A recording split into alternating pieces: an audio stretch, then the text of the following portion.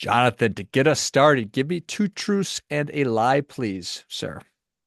Yes, sir. All right, George. So, um, I am an old soul. My wife always calls me Miami John since the time she met me at 25 because I always relate well to people who are almost a generation ahead of me, better than I had to the people of my generation. And I think that's one of the reasons I've been able to be successful as a wealth advisor because when I started in the business at 20, I don't know, 26 to 29 different roles, I needed to relate to those people and have them relate to me because no one my age had money to give me to help them with. So that's one truth. I was brought up in a very privileged environment where I was lived on a yacht for 3 months of the year, and I couldn't afford that same thing now. So we are avid boaters, but we have just a 34-foot kind of day boat that we take around and enjoy. But I've tried not to expose my kids to the things I was exposed to growing up because I think I had to fight them and learn the other side of things to be able to help people the right way. And then what else can I tell you? I think that's it. The avid boater, that was the third thing. I like it. I like it. So, Miami John, you're an old soul, grew up yachting, but today we are on a smaller boat, but that's still a wonderful thing. And is it love of the water? Is it just what is it about I, boating that you like so much? it's the one time I find that I can it's cathartic. I'm always thinking of what I love to do professionally, which is the work with the psychology relating to decision making and all that. And I'm always reading and studying and thinking. And when I go out on the boat, it's the only time I'm kind of not really feeling handcuffed to all of that. And it's even the only time when if I get a call from a client, I might wait 2 hours before I return it Hmm. until I get off of the water. So the boating is kind of cathartic for me. It's almost like an escape. Yeah. It's every time I get the opportunity to be by water, I just can't help. I just sort of zone out and stare off at it. If I'm at the beach, I could stare into the water forever. And I don't do that much boating, but what you just described sounds like something I would really get into. So, Yeah, no, it's nice. So I love the water though in general. Like we had a bigger boat that we used to travel with our family every summer to Nantucket and Montauk and Newport, Rhode Island, and we got rid of that a few years ago and bought a home in Montauk for the summer. And I go on my deck even if I'm working. I have 180-degree views of the water, and same thing. Even if I'm working, I feel relaxed over there. yeah, I appreciate that. Same I thing. like it. I like it, sir. Well, aside from thinking about being an old soul and getting out on the water, what is top of mind for you right now? Top of mind. So it's interesting. One of the things that I can't escape, even though I don't like to talk about it with friends or clients, is politics. So what's top of mind today is to tell everybody, with everything that's gone on, let's all accept what's happened, whether we like it or don't like it, and just move away from the whole political upheaval and rhetoric and all that stuff because life goes on and the in my world, in the professional world, it's still a week doesn't go by where somebody doesn't ask me, a client or somebody else. So, what do you think what do you think this regime is going to mean for the economy, for the markets, et cetera?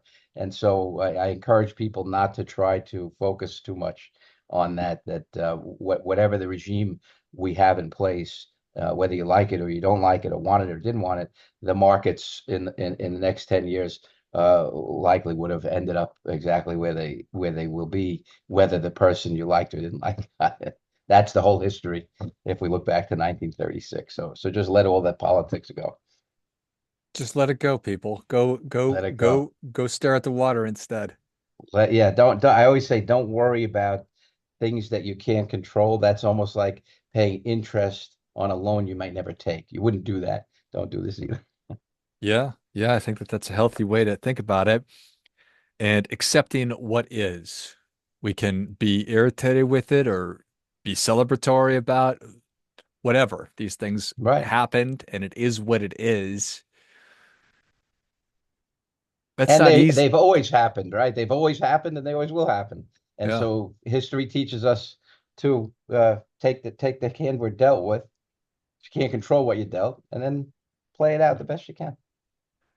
And so there's so much wisdom in that across every aspect of life, of the things that I have control over and some things I have zero control over. And the idea is to focus on the things I have control over and then to actually take actions that are aligned with what it is that I'm interested in having an influence over. Right, exactly. That's all we can do. And when it comes to planning,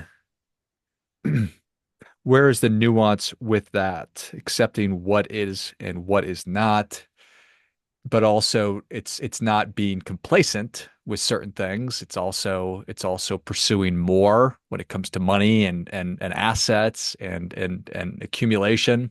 Am I off base? Well, Is no, there a you're conversation to be right. I had? mean, human nature always in pursuit of more.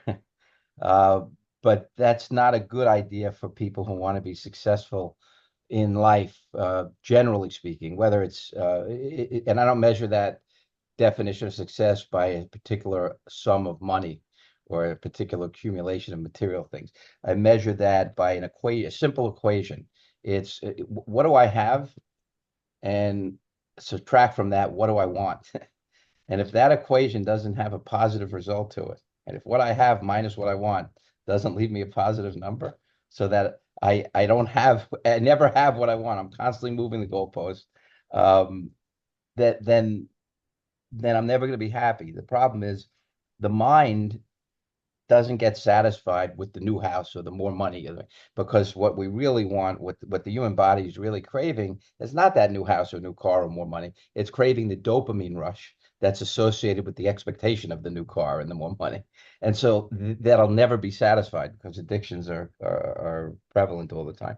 So if we want to be happy, I think the best thing we can do is to try to say what I try to teach every new person who's interviewing us to see if we can help them with their planning and wealth management is understand, no matter how many friends you have or people you know who have more things than you and more money than you have to internalize one thing if you want to succeed, that you have something that most of those people never can have. And I said, what are you talking about? These people will have more money and more things than me. Enough. A lot of those people around you never have enough. And when you take the equation I define, what I have minus what I want, my expectations, my results minus my expectations. If I use that definition of wealth, there are many poor billionaires. So it's not shouldn't be an endeavor to accumulate as much as I can. It's just let's define what is it that I need. What's the best way for me to get what I need as I retire someday and stay comfortably retired for the rest of my life? What do I have to do? And that's the baseline. And then if I want to leave some legacy to my family, what do I have to do? But it shouldn't always be about more and more and more, because then you have more and more and more, but you were never really happy along the way. Which sounds so obvious, but so hard for us to actually get there. Or or I or always say or with or maybe not. Maybe it's easy. It's not, it's easy. It's one of those things that I describe as it's simple, as you say. It's just not easy. And the reason it's simple, as you say, because it's obvious, but it's not easy because of human nature, right? We're always tempted. We never measure our happiness in absolute terms, what I call our internal benchmark versus our external benchmark.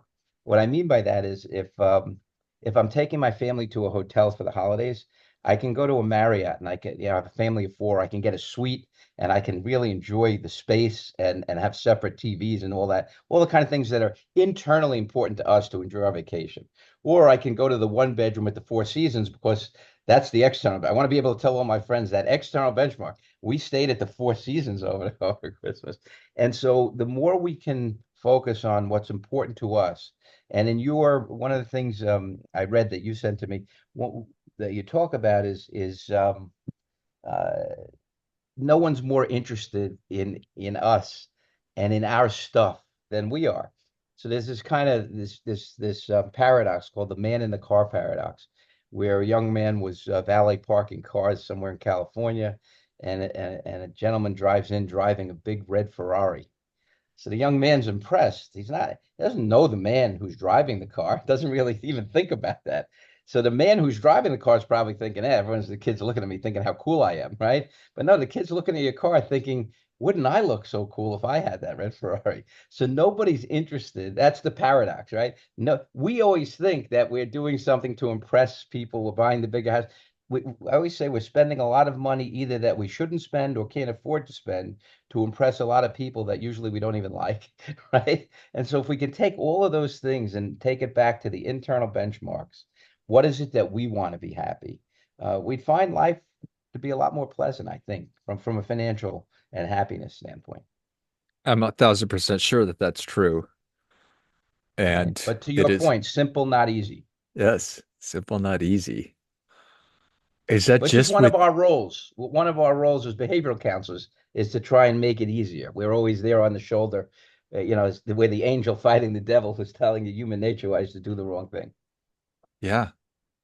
Is it age? Is it's experience? It's certainly relative because you've always been an old soul. Your wife said you're Miami John since you're 25 Yeah. years old. Yeah. But some people will go to their deathbed caring so much about what other people think of them, and then they'll regret Yeah. that, and that's really, really sad.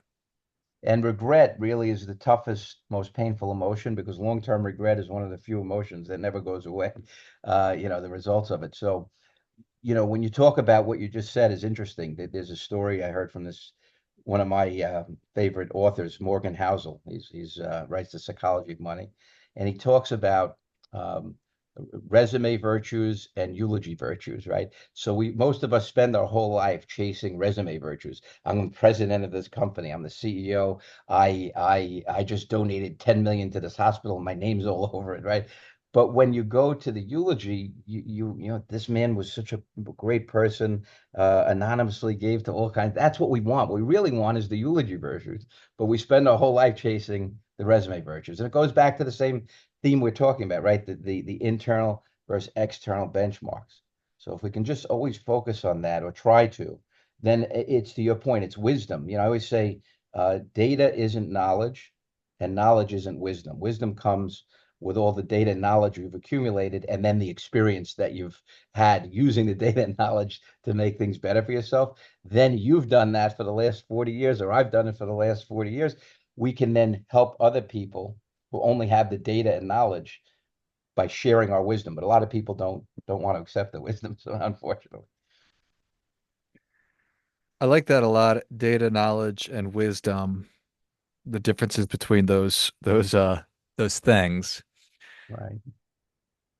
It's like you hear about how goal setting, the verdict is in, right? We know how powerful and important goal setting is, yet only 2% of us have actually written them down.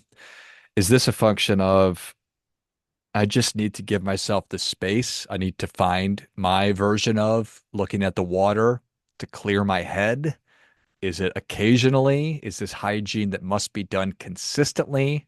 It's better to do it once than to never do it at all. To ask yourself, what is enough? What is my internal versus external? I think it's painful for a lot of people because it's kind of like how I define what planning is, the exercise of planning. I always say it's a science of choices, Hmm. right? I'd like to retire by the time I'm 40. Okay, but then you can't have the BMW and the big, beach house and so forth. So it's a science of choices. And when people start to engage in the planning exercise, the goal setting exercise, similarly, they have to then confront that if they're doing it with someone honest, right? And so people don't like that. People don't want to make choices, right? There's this concept in behavioral finance called hyperbolic discounting, where the farther away a consequence is relative to a current decision we might make today, the more we can discount if there's likely to be negative consequences. So someone says, if you keep, eating cheeseburgers in 20 years, you're going to have a heart attack. After the doctor's meeting, I go to the burger place and have a cheeseburger. So I'll worry about that in 20 years, so far away. And we do the same thing with planning. Well, I understand that you're telling me that if I don't If I spend 6,000 a month on my apartment instead of 4,000 a month on the one I don't love as much, that I won't be able to retire at 60. But you know what? I'll worry about that when I'm 60, and they spend 8,000 a month, now. So it's not wanting to deal with the pain of having to make the choices involved with the goal setting. That's what I think it is. I think that that's right. It's what it comes down to, right? It's just making That's from those my choices. experience, Yeah. right? Because there's no other reason not to sit down and deal with goals and objectives and how to get there, other than you don't want to deal with the realities involved with the choices you may have to make to do it. Yeah. That doesn't sound fun at all. If I actually sat Right, down and did this right. planning. You tell me I need to eat fewer cheeseburgers, live in a less desirable place, drive a less desirable automobile, all I for just had to some. tell someone yesterday. I had to tell a client. She said, "I'd like to retire by next year." And after I listened to what they want to do, vacation home and so forth, I said, "It's 3 years." She's like, really? I said, I can tell you what you want to hear, or I can tell you what you need to hear. I can give you the what I call good sounding advice or the good advice. And oftentimes they're mutually exclusive. So, it's not easy for me either but that's my job, right? That's what you have to do. Did they flip the table over and walk out of the room? Or No, at the end they said we really appreciate it. That's it. I have my objective. It's 3 years, and let's shoot for that. And that's it. And then I said we'll revisit it in a year and a half. Maybe we're closer. Maybe the investments did better than we expected. Maybe there's a potential inheritance. Maybe we don't hope anyone passes away, but maybe we'll inherit some money. We don't know. So let's revisit it in a year and a half. But all else equal, let's assume 3 years. And they were appreciative. You know why? Because now there's no more anxiety associated with I wish I could do it next year. How do I get? I just spelled it out. You can't. You can't. So let's be realistic and look at 3 years. Otherwise, forget the vacation home. Right? the Choices. the truth shall set you free, or at least set you on the That's right it. path. That's it. You want to sleep at night. I would rather know, even knowing that knowing is going to cause me discomfort over the short term. That's exactly right. But by the way, that's why so many people are make poor investment decisions. We have a human nature bias. It's called an ambiguity bias. We'd rather make decisions that we know have a high probability of not being on a long-term best interest, but we know have less ambiguity involved with the outcomes. So in other words, I'll buy bonds for too much of my wealth because I know it's not going to move around a lot, even though I know in 20 years the bond is freezing every dollar I have, and I'm going to need $2 in 20 years to buy what a dollar bought today. But I don't like the ambiguity involved with investing in great companies for growth because they fluctuate too much. So we accept the choice with the obvious high probability of worse outcome in the long run because in the short run it comforts us. I can sleep at night. So there's a lot of human nature things going on inside of us that cause us money and otherwise in life to make decisions that are not in our interest in the long run because it comforts us in the short run. What we really want as human beings is we have what's called a loss aversion bias. So the pain of a loss, financially or otherwise, is felt 2 times to 2.5 times greater than the pleasure and equivalent gain is felt pleasurable to us. So what human nature really wants is not, don't give me what financially or otherwise my best choice for the long run. Give me the choice that gives me the lowest possibility of loss in the short run. And oftentimes, again, it's the opposite of what you need for the long run. I love that. And it's true. Hmm. Great stuff. Well, Jonathan, you've already given us a lot, but we're ready for that difference making tip. What do you have for us, sir? All right. I kind of gave it to you already, so I'm just going to reinforce it. Is try to live life, and I'm guilty, by the way. I'm be honest with your audience. I don't always live my life this way, but as an advisor, try to live our lives with the focus on the internal benchmarks. Try to find what you want for yourself to be happy, not to impress others, not for other, not what I call. There was a guy named Charles de Montesquieu in the 1700s, a well-known back then philosopher, and he said, I'm paraphrasing, but he said, if all you wanted was to be happy, it would be simple. But what you really want is to be happier than other people, which Hmm. is always difficult because we deem them to be happier than they are. And he said this in the 1700s. In my view, the personification of what he said is around us every day in Facebook. All you can do on there is you see, yeah, everybody's great celebrations and weddings and vacations. You never see anything negative. So you begin to think, wow, well, what am I doing wrong? And he said that in the 1700s. And that's the evidence that the human nature is immutable, hasn't changed, never changes, right? Certain things, the way we respond to greed and fear and envy and regret, never changes. So that's my advice. Live your life in absolute terms, not relative to everybody else. Find out what's important to you, pursue those things, and realize that nobody's more interested in your stuff than you are, regardless of how it might appear. Well, I think that that is great stuff. That definitely gets it. Come on. That is wise, wise wisdom right there. Like, you don't want to be happy. You want to be happier than you think other people are. And That's it, what a fool's errand. right? Hmm. Well, if we could all get to that point, what a wonderful world it would be. And if the election just would have gone differently, then we would have been happier. Who knows? I'm, I'm, Who I'm, knows, I'm, right? I'm of course just kidding. So No, of focus on the course. internal and try to worry less about the external and focus more on the internal. That's it. I We're on like the it. same page. All right. So, Well, George, Jonathan, thanks for having me today. yeah, I Appreciate really it. appreciate you coming on and sharing a lot of wisdom with us today. So I'm grateful for that. Where can people learn more about you? How can they engage with you and your firm? Sure, thank you. So, best place is our website, fusionfamilywealth.com, and our podcast, which is called Crazy Wealthy, which deals with a lot of the topics we talked about today in greater detail. We have two segments. There's the Crazy Wealthy podcast, which is similar to what you and I did today in terms of the venue and interview. That's once a month. And then once every 2 weeks, we've got Fix It Friday, which is we identify a bias, like loss aversion bias. We tell you how to identify it and how to overcome it. So that's every 2 weeks for about 5 to 10 minutes, just me educating everyone. And they can get all the podcasts on all their favorite venues, but crazywealthypodcast.com is also where they can access it. Excellent.